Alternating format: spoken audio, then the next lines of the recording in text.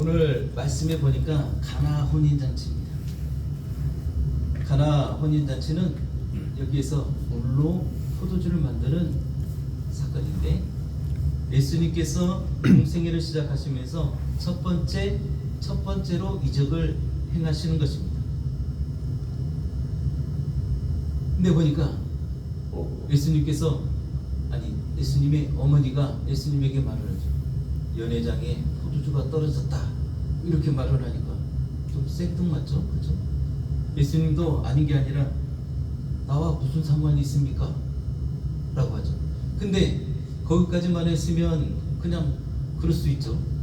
근데 그 뒷말이 의미심장합니다. 마치 복선을 깔아놓은 것처럼 아직 내 때가 이르지 아니하였습니다 라고 이렇게 말합니다. 아니, 나와 상관없잖아요. 저 지금 포도주가 떨어진 것이 나와 도대체 무슨 상관이 있습니까? 라고 얘기했으면 그냥 거기서 끝나는 건데, 내 때가 아직 이르지 아니하였습니다 라고 말을 합니다.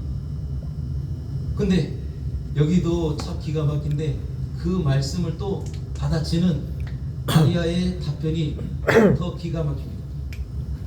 아, 그렇습니까? 그러면 거기서 끝났는데, 거기에서 마리아는 이제 하인들에게 갑니다. 하인들에게 향하여 말하기를, 너희에게 무슨 말씀을 하시든지 그 이르는 대로 행하라 라고 하는 아주 기가 막힌 답변을 내놓습니다. 도대체 어디로 흘러가는지 모르겠습니다. 그렇죠? 자, 하나님의 역사가 그렇게 이루어지기 시작하고 있습니다. 죄 많은 이 세상에 하나님과 전혀 관계없는 이 땅이죠. 근데 이곳에 하나님께서 이제 관계를 맺어가고, 그 하나님과의 관계가 이어져가는, 어떻게 보면 시점이다 라고 볼 수 있습니다. 세상의 일이 예수님과 무슨 관계가 있겠습니까? 나와 상관이 없습니다. 정답입니다. 근데 관계를 맺기 위해 내 때가 아직 이르지 아니하였습니다 라고 하니, 마리아가 너희에게 무슨 말씀을 하시든지 그대로 행하라 라고 합니다. 주님의 때가 이르지 아니하였는데, 주님의 때가 이르지 아니한 것은 뭐냐? 뭔가가 막힘이 있다라는 거죠.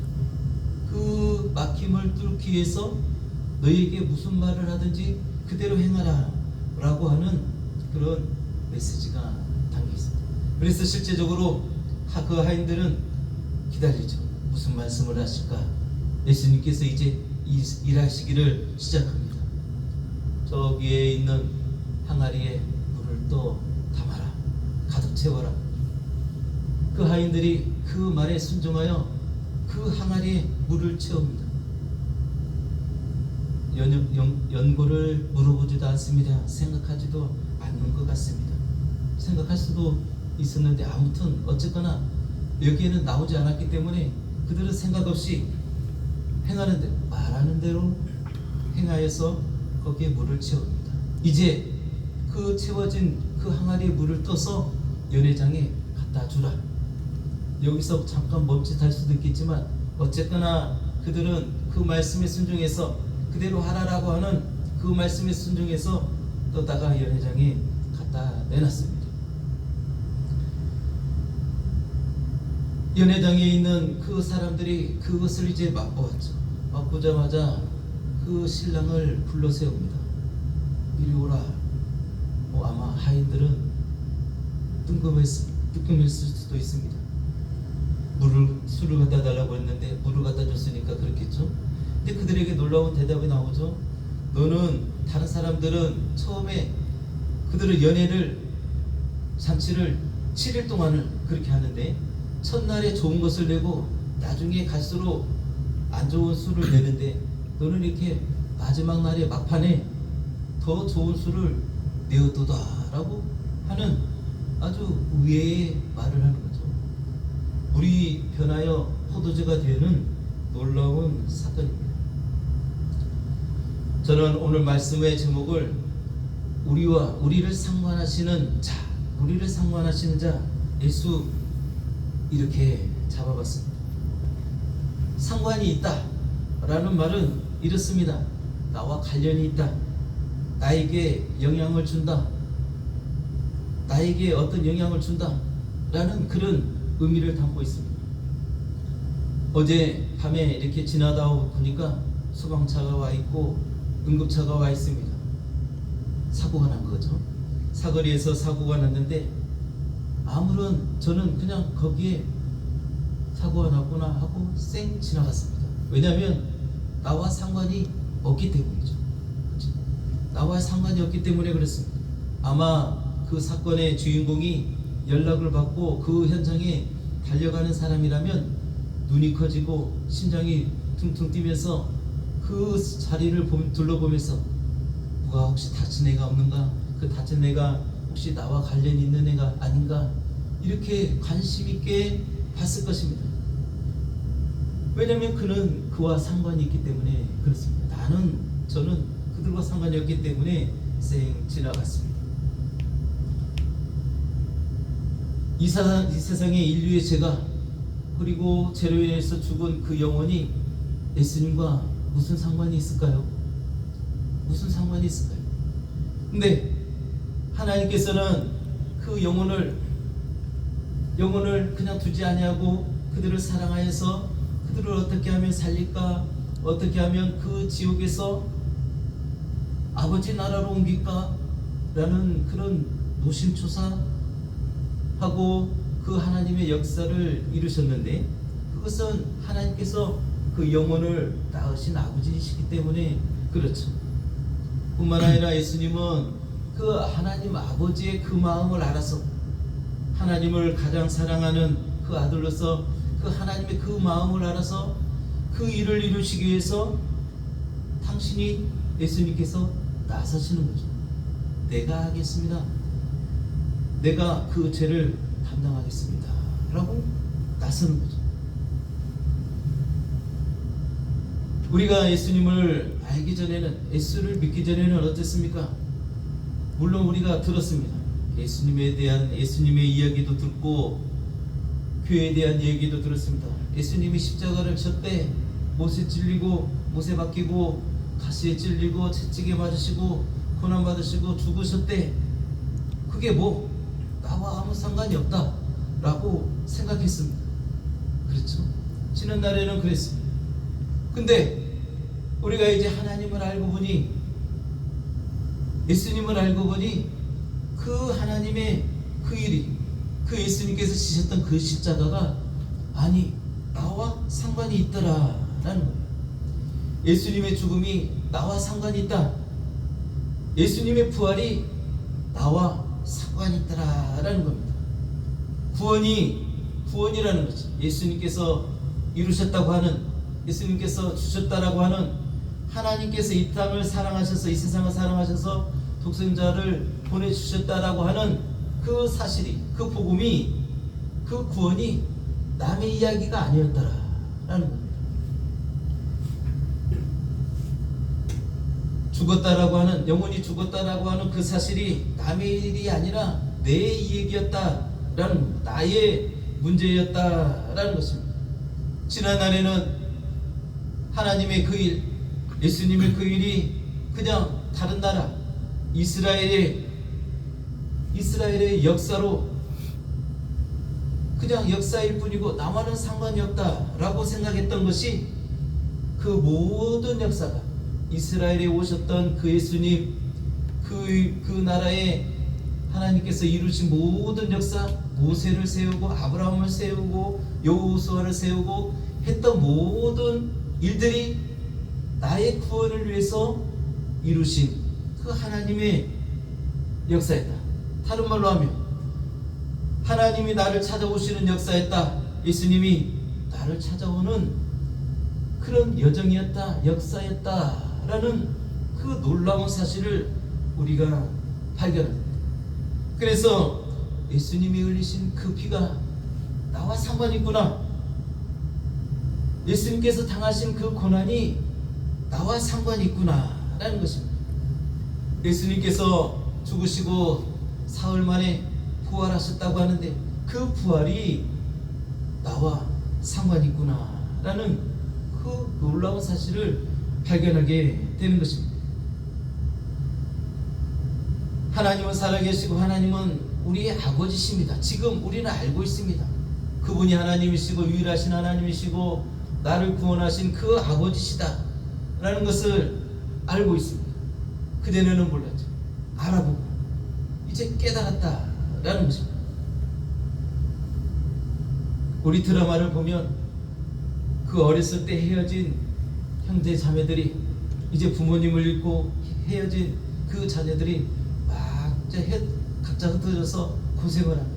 고생하면서 자라온 그들의 삶 가운데서 우리 드라마를 보는 우리는 알고 있죠. 그들이 예전에 형제였다라는 거, 헤어진 형제였다, 서로 찾고 있는 형제였다라는 걸 알고 있지만 그들은 모르고 있습니다. 나중에는 이제 알게 되죠. 그전에는 몰랐을 때는 전혀 상관없는 자들처럼 그렇게 그들이 지냈지만 그 사실을 알고 보니까 아, 우리 오빠였구나, 내 사랑하는 동생이었구나 라는, 나와 상관이 있구나 라는 것을 발견하게 되죠. 그렇죠? 그렇습니다. 우리가 지난날 하나님을 알지 못하였을 때는, 예수님을 알지 못하였을 때는 나와 상관없는 일이었고, 예수님의 죽음이 나와 무슨 상관이 있어?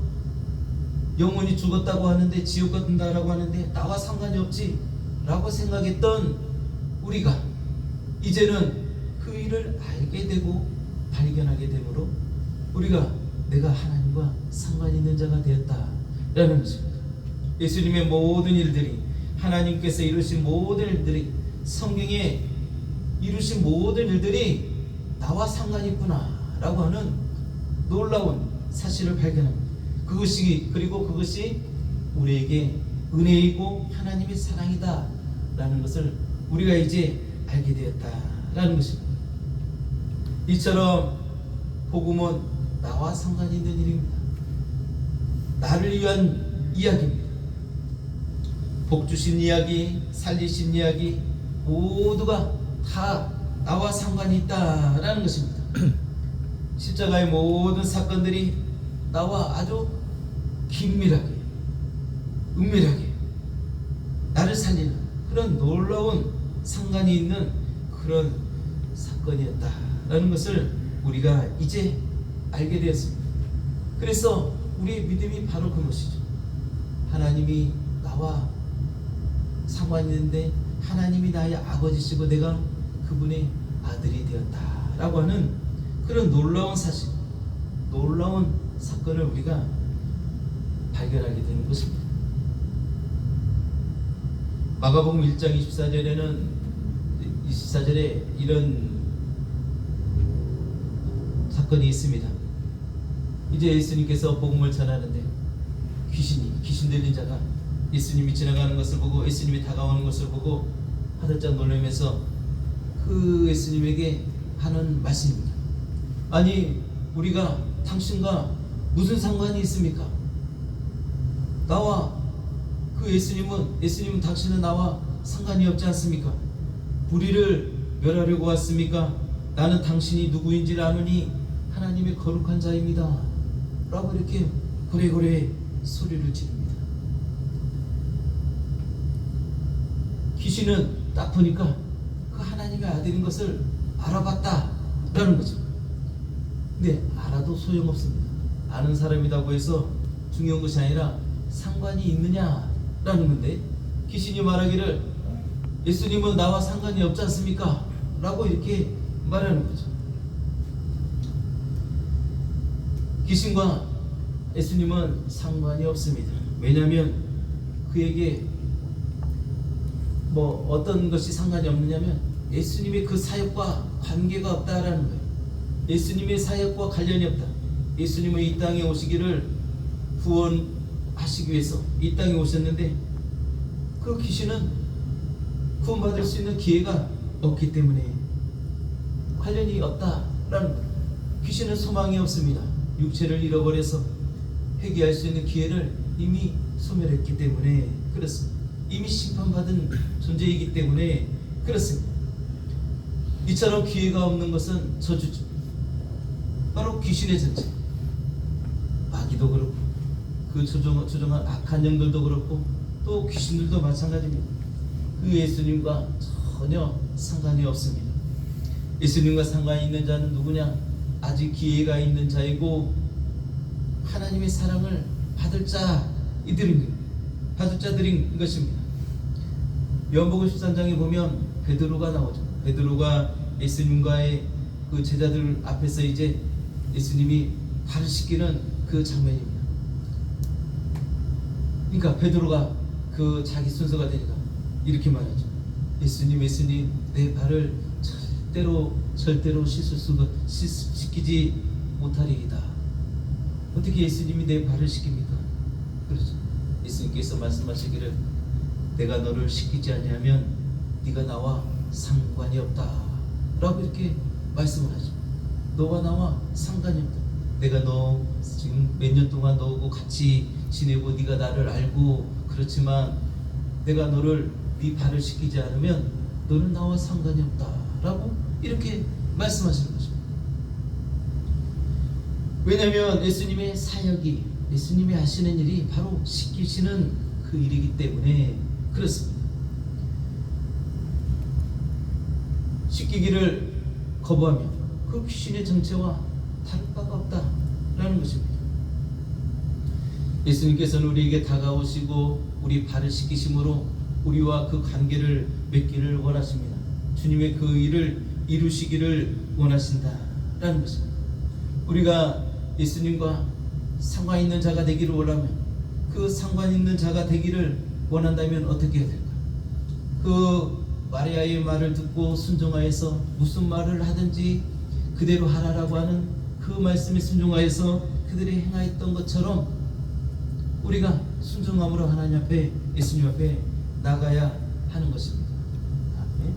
뿐만 아니라 우리의 죄를 고백하며 우리의 허물을 예수님 앞에 내놓으며 예수님께서 우리의 발을 씻겨주시기를 이렇게 간청해야 합니다. 그러므로 예수님은 우리에게 다가오셔서 우리 발을 씻기실 것이고, 그러므로 예수님과 우리가 상관 있는 자가 되게 되는 것입니다. 히브리서 4장 13절에 이렇게 말씀하십니다. 지으신 것이 하나라도 그 앞에 나타나지 않음이 없고 오직 만물이 우리를 상관하시는 자의 눈앞에 벌거벗은 것 같이 드러나느니라. 우리를 상관하시는 자의 눈앞에, 이렇게 말씀합니다. 하나님과 우리가, 예수님과 우리가, 나와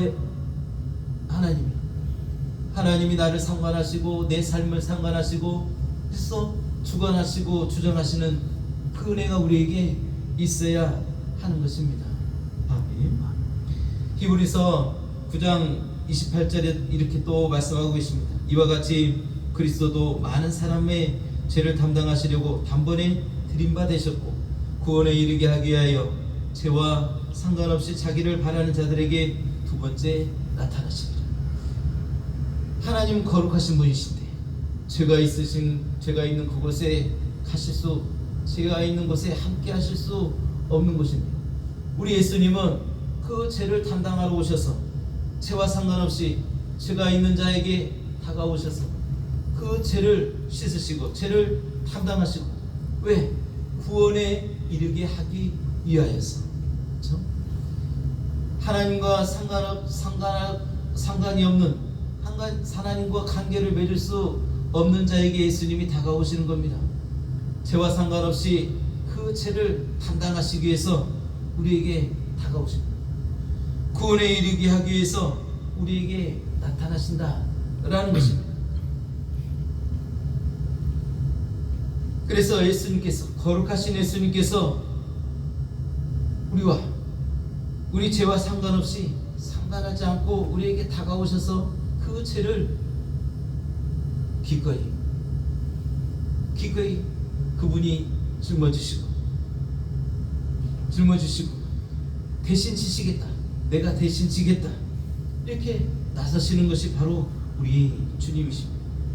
그래서 죄에 빠져 죽어있는 우리 영혼을 상관없다, 할 수 없다 이렇게 두신 것이 아니라 우리 죄에 상관하셔서 대속하신 그 은혜, 그 사건을, 그 사랑을 우리에게 알게 하셨다라는 것입니다. 다시 말하면 우리의 믿음이라는 것은 뭐냐? 그 예수님께서 우리 죄와 상관하셨다라는 겁니다. 내가 네 죄를 가져갈게. 내가 네 죄를 담당할게. 내가 너를 위해서 죽을게. 대신 죽을게. 너의 죽음을 내가 대신 당할게. 라고 하는, 너의 저주와 재앙을 내가 대신 감당할게. 라고 하는 그런 주님의 그 역사로 우리에게 다가오시는 것입니다. 주님께서 우리에게 나에게 상관하시게 하는 것입니다. 우리의 순종은 그거죠. 주님, 나의 삶에 상관하여 주십시오. 나의 삶에, 나의 영혼에 상관하여 주십시오. 라고 나가는 것이 우리의 믿음입니다. 내 인생에, 내 믿음에 주님 상관하여 주시옵소서 라고 구하는 것이 또 기도입니다. 주님, 내 문제에 상관하여 주시옵소서 라고 이렇게 간구하는 것이 우리의 기도다라는 것입니다. 그러려면 어떻게 되냐? 무슨 말씀을 하시든지 그대로 행하라, 이겁니다. 우리에게 무슨 말씀을 하시든지 그대로 행하라 라는 거예요.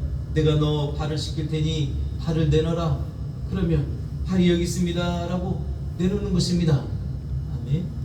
내가 내 의를 내세우기 위해서, 내 의를 나타내기 위해서, 아니요 예수님, 내 발을 어떻게 예수님이 씻기십니까? 라고 할 것이 아니다 라는 겁니다. 내 발을 내놓으라 하면 여기 있습니다. 여기 내 발이 너무나도 더럽습니다 라고 나오는 것이 바로 회개입니다. 무슨 말씀을 하시든지 그대로 행하라 하면 행하는 것입니다. 주님께서 내게 다가오셔서 하시는, 내게 보내시는 그 말씀이 무엇인지 우리가 귀담아 듣고 헤아려서 그 말씀에 순종하는 것이 바로 우리가 하나님과 관계에 있는 자의 올바른 삶이다 라는 것입니다. 우리가 몇 주 전에 은혜 나눴던 수로보니게 여인의 이야기를 우리가 알고 있습니다. 자기 딸이 병들어서 그 딸을 고치고자 하는 마음으로 예수님 앞에 나왔을 때 예수님이 무관심하죠. 심지어 아주 심한 말을 하고, 내 자녀에게 줄 떡을 걔에게 주지 않는다 라고 아주 매몰차게 말씀하시죠. 난 너와 상관이 없다 라고 이렇게 말씀하시는 거죠. 이 여인은 어떻습니까? 이 여인이 맞습니다 주님, 걔와 같은 나에게도 그 개도 주인의 밥상에서 떨어지는 그 부스러기를 먹습니다. 그래서 관련이 있습니다 라는 거죠. 자녀만 관련이 있는 것이 아니라 개일지라도 그 부스러기를 먹는 그런 아주 하찮은 관심이라도, 그 상관이라도 내게 필요하다라고 하는 놀라운 믿음을 예수님 앞에 내놓는 것입니다. 네가 그 말을 하였으니 가라, 네가 구원을 받았다 라고 이렇게 말씀하시죠. 너는 이제 나와 상관이 있다 라고 하시는 주님의 음성인 것입니다. 그럴 때 그 딸이 문제가 해결받은 역사가 이루어졌습니다. 우리는 이제 주님과 상관이 있는 자입니다. 주님은 우리의 일에 상관이 있는 자입니다. 사거리에 사고 난 걸 그냥 지나친 어떤 저처럼 그렇게 지나치지 않습니다. 나와 여러분의 모든 일 가운데 심지어 죄까지도 그 주님께서 상관하시는 겁니다. 관련이 있다. 왜냐하면 그 죄는 하나님과 원수가 되게 하고 하나님께 돌아오게 하는 길에 아주 중대한 하자를 발생하기 때문에 그렇습니다. 주님이 다가오셨습니다. 그 죄, 얼른 그 죄를 나에게 다오라고 하시는 주님입니다. 끊임없이 상관하시는 주님의 그 사랑을 우리가 지금 누리고 살아가고 있는 것입니다. 할렐루야. 우리는 하나님과 상관이 있는 자입니다. 하나님과 깊은 상관이 있는 자입니다. 주님께서 하찮은 우리에게 참으로 다가오셔서 우리를 상관하신 것처럼 강건하신 것처럼 우리가 또 그 일을 감당하는 주님께서 우리에게 하셨던 것처럼 죄에 빠져 있는 그 영혼 우리가 상관없다 할 수 없는 것입니다. 주님을 모르고 주님과 하나님의 향하신 그 사랑을 모르고 아직도 외면하고 있는 그들을 우리가 외면할 수 없습니다. 상관하지 아니할 수 없습니다. 그들에게 이 복음을 알게 하고 하나님께서 우리에게 그들에게 행하여 주신 그 은혜를 알게 하는 것, 알리게 하는 것, 깨닫게 하는 것, 그 일이 우리의 사명이 되어야 합니다. 그래서 그 하나님의 그 사랑을 비친 자로서 그 사랑을 갚을 수 있는 은혜를 맛보게 되는 겁니다. 그게 바로 주님의 일이고 하나님의 일이기 때문에 하나님과 상관 있는 자로서 그 하나님의 일에 우리가 동참해야 한다라는 것입니다. 아멘. 그것을 그 사명을 하나님께서 우리에게 주신 것입니다. 우리에게 그 사명이 있습니다. 하나님께서 우리와 관계를 맺기 위해서 상관하기 위해서 그 아들 예수 그리스도를 이 땅에 보내신 것처럼 우리가 또한 그 일을 그 중재하는 그 일을 또 감당하는 사명이 우리에게 있음을 우리가 알아야 합니다. 우리는 하나님과 상관이 있는 자입니다. 예수님과 상관이 있는 자입니다. 하나님의 사랑이 하나님의 은혜가 우리에게 우리 영혼에 미치는 우리에게 아주 막강한 영향을 주는 막강한 그런 관련이 있는 그런 하나님의 자녀인 것입니다. 하나님과 그래서 동행하고 하나님과 함께하는 나와 여러분임을 우리가 깨닫고 우리의 믿음으로 하나님 앞에 더욱더 나아가야겠습니다. 하나님과 하나 되는 나와 여러분, 하나님과 동행하는 나와 여러분이 되시기를 예수 이름으로 축복합니다. 우리 이 시간 말씀을 생각하시면서